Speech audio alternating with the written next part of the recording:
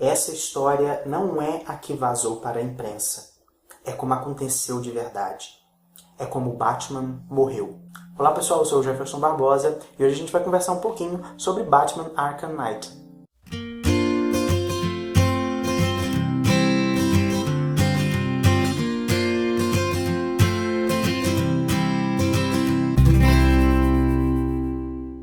O Mark Wolfman é um escritor muito conceituado nessa parte de quadrinhos de super-heróis. Ele escreveu muitas histórias para os grandes personagens da DC Comics, como a Mulher Maravilha, Superman, e também para Marvel, Homem-Aranha, Quarteto Fantástico. Ele também escreveu aquela maxi-série A Crise das Infinitas Terras, que é uma maxi-série muito famosa. Ele também auxiliou na criação de diversos games de super-heróis e também tem o Will Eisner, um prêmio Will Eisner na sua casa, o que é muito interessante. Antes de falar desse livro especificamente, a gente tem que falar sobre a base de Batman Arkham Knight. Para quem não sabe, Batman Arkham Knight é baseado num jogo. E é muito interessante a gente tocar nesse ponto porque nós que somos leitores temos muito problemas com adaptações. Quando uma história é adaptada para outro meio, no caso, geralmente o cinema. E a grande dificuldade é porque o cinema, apesar de ser algo mais imersivo, apesar da imagem falar mais que 1000 palavras, é um tempo de imersão muito mais curto, o tempo de imersão do filme, do que o tempo de imersão do livro. Só que aqui a gente tem um problema similar. O tempo de imersão do livro, por sinal, é bem inferior que o tempo de imersão do game. No livro, seu contato e sua integração com a história vai ser num tempo muito mais curto e numa dimensão também bem inferior que a do game. Então, nesse caso, a adaptação do livro, como a gente vai conversar um pouquinho aqui pra frente, perde nesse aspecto. O game consegue te entregar muito mais. E se você nunca viu nenhum gameplay, ou se você nunca jogou, nunca assistiu nenhum trailer ou nenhum gameplay do jogo, você vai perceber o que eu estou comentando. Como eu disse no começo do vídeo, aqui a gente vai descobrir então como é a história que o Batman morreu. E sim, ele tem esse clichê para te deixar ávido pela história ao decorrer das páginas. E aqui o livro ele vai começar a história, vai começar assim como o jogo, a partir do último jogo que é o Arkham City. Então o Coringa está morto e a história ela começa a partir daí.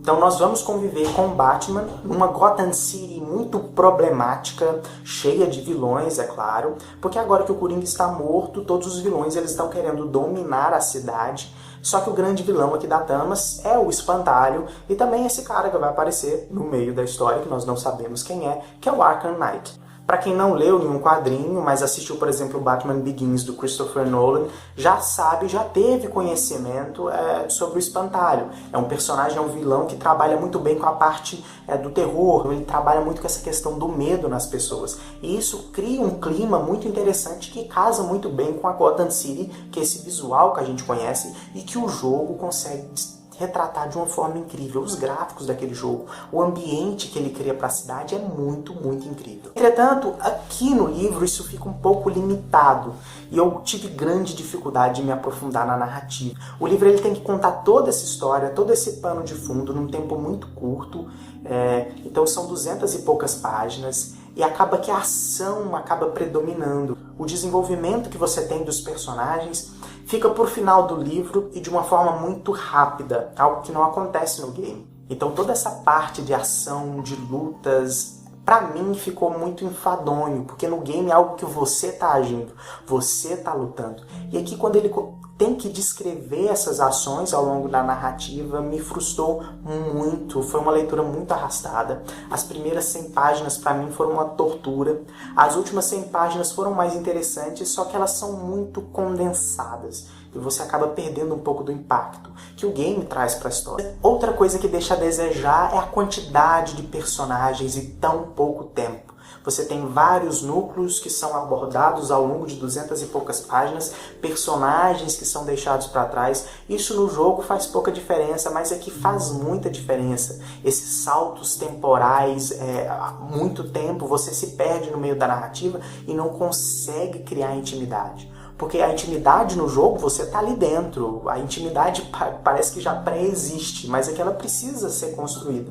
Por mais que você conheça os personagens, e se você não conhecer nenhum dos personagens que estão aqui, você vai ter mais problemas ainda para criar afeições ao longo da história. Mas é interessante, principalmente a correlação e a ligação entre o Coringa e o Batman, que já está muito descrita durante toda a mitologia do personagem, mas aqui é interessante quando eles se unem num só corpo, digamos, e eu não vou dar mais spoiler acerca disso, mas essas relações são muito interessantes e me frustrou dela não ser melhor aproveitada ao longo da narrativa. Entretanto, a oportunidade de viver essa história de verdade através de um game, de ouvir, se as pessoas não sabem, mas o game também ele é dublado, então é bastante interessante, porque geralmente a gente tem aqueles games que não são dublados, então a imersão da história é muito melhor, e nessa coisa, e agora também está disponível para aquelas pessoas que não sabem inglês. Então é muito interessante você conviver, viver nesse ambiente, poder vivenciar os personagens e o processo de imersão e a possibilidade de imersão que o game te dá,